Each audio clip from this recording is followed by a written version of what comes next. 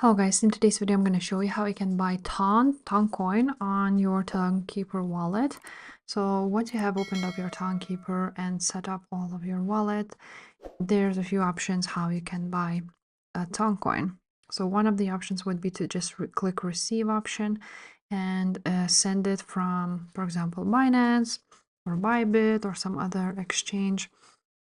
Another option would be to swap it if you already have, for example, USDT, or there's an option to buy it straightly, so you can go ahead and buy ton with all of these 7 options. So like Mercurio, instant one-click purchase with no KYC using bank card, Apple Pay, Google Pay, or SEPA transfer.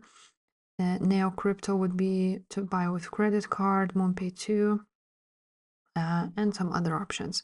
So as you can see, there's only these options. So for example, if you choose this one, you're gonna enter the Mercurio here now, and you will need to buy it with this third-party option.